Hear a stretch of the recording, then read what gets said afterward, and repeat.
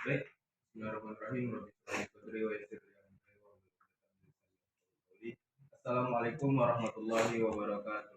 Waalaikumsalam warahmatullahi wabarakatuh. Syukur kita kepada Allah dengan alhamdulillah. Salawat kita kepada Nabi Muhammad sallallahu alaihi wasallam dengan ucapan Allahumma shalli ala sayyidina Muhammad wa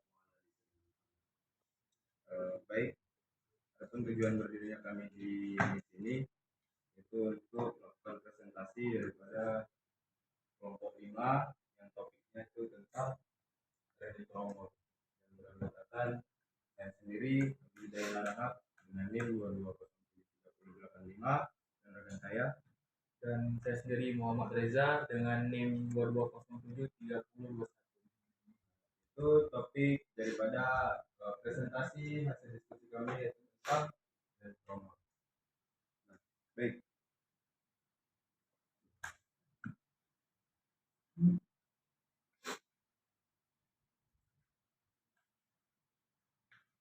mungkin adapun pengertian daripada rem tromol yaitu adalah rem tromol adalah satu konstruksi rem yang cara pengereman kendaraan dengan menggunakan tromol rem atau brake drum sepatu rem, brake shoe dan silinder roda well cylinder.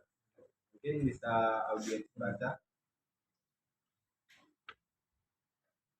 Nah, setelah mengetahui daripada fungsi dari rem tromol, tentu kita bertanya apa sih eh, fungsi daripada rem tromol tersebut.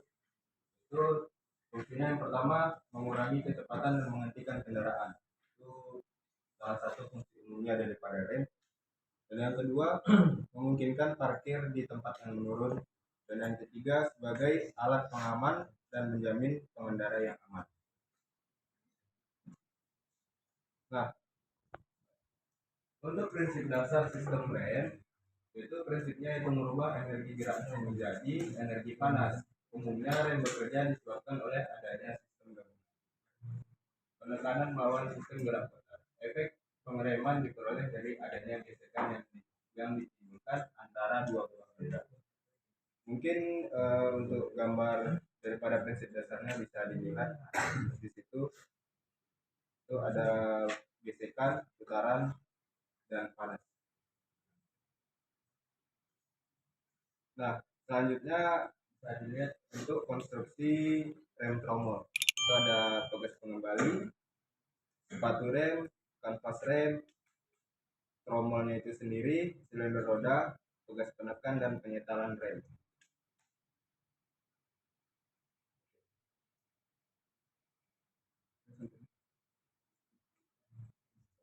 Yang selanjutnya itu ada komponen rem tromol.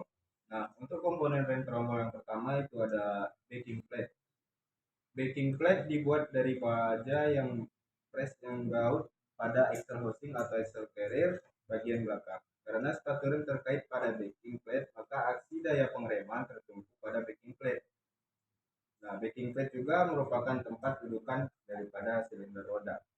Untuk komponen yang selanjutnya itu ada well cylinder atau silinder roda.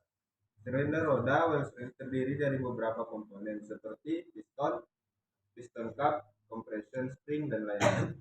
Pada setiap roda biasanya menggunakan satu atau dua buah silinder roda, tergantung pada tipe rem tromol yang digunakan. Untuk gambarnya mungkin bisa dilihat. Itu ada compression spring, piston, spring wheel, dan nah untuk selanjutnya itu sepatu rem dan kanvas rem atau brake shoe dan lining. Nah, sepatu rem itu memiliki bentuk setengah lingkaran. Brake shoe ini berfungsi sebagai tempat kanvas yang nantinya bersama-sama dengan trommel rem menghasilkan gaya pengereman melalui gesekan yang dibuat oleh keduanya. Biasanya sepatu rem dibuat dari plat baja.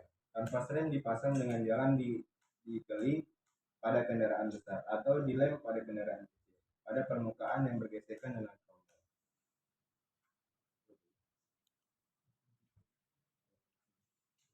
Nah, untuk komponen selanjutnya yaitu trommel rem atau brake rem.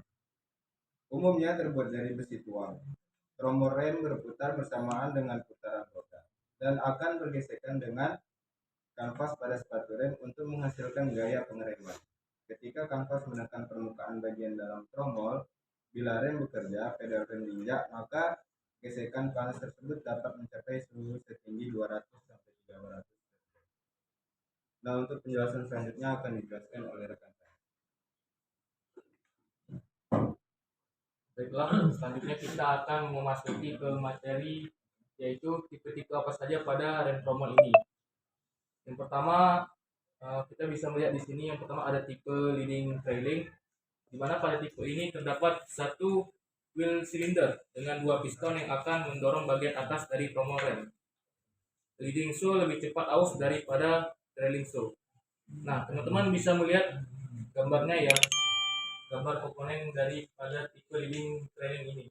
Dengan catatan pada bagian leading shoe lebih cepat habis dibanding bagian trailing shoe. Nah, untuk selanjutnya ada tipe shoe leading. Tipe ini mempunyai dua wheel cylinder yang masing-masing memiliki satu piston. Nah, untuk keuntungannya sendiri, pada saat kendaraan bergerak maju, kedua sepatu rem menjadi leading sehingga rem menjadi lebih pakem. Teman-teman bisa melihat sendiri gambarnya ya, di mana di sini ada komponen fixed wheel cylinder, traction of drum, rotation.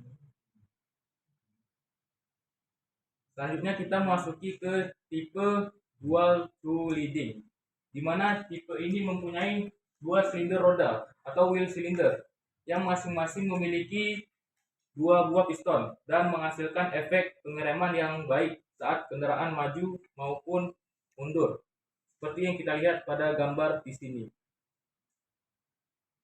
Nah, untuk yang keempat, tipe uniservo, di mana tipe ini mempunyai satu wheel cylinder dengan satu piston.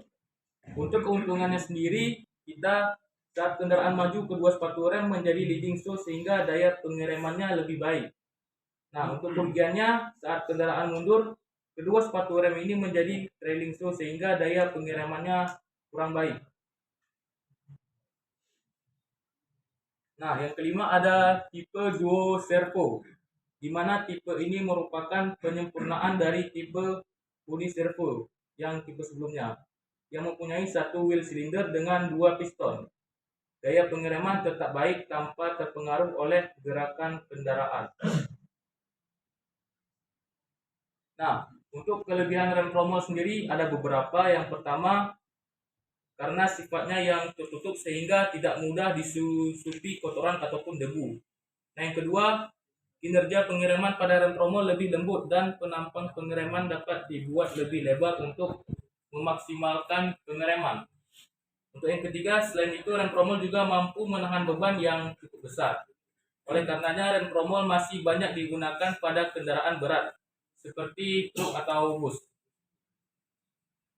Nah, untuk kekurangan rem tromol sendiri itu yang pertama, karena sifatnya yang tertutup membuat sisa dari proses pengereman yang dihasilkan akibat gesekan antara kampas dan tromol akan sulit keluar, sehingga terperangkap di dalam tromol yang akan menumpuk dan mengganggu kinerja rem itu sendiri, dan perlu dibongkar untuk membersihkan kerak yang menempel pada tromol.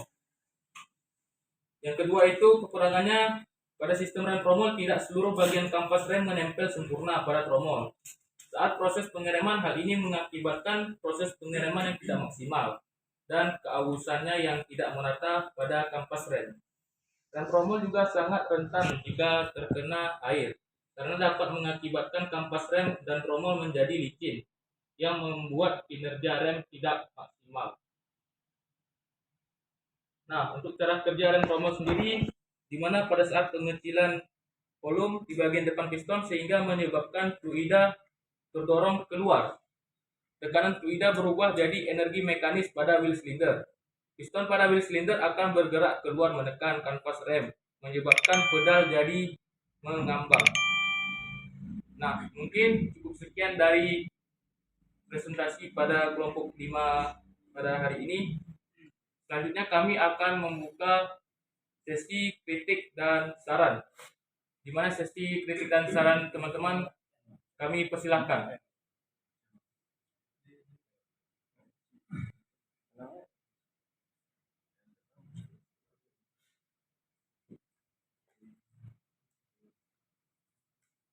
Baiklah, jika tidak ada, selanjutnya kita akan memasuki sesi tanya jawab.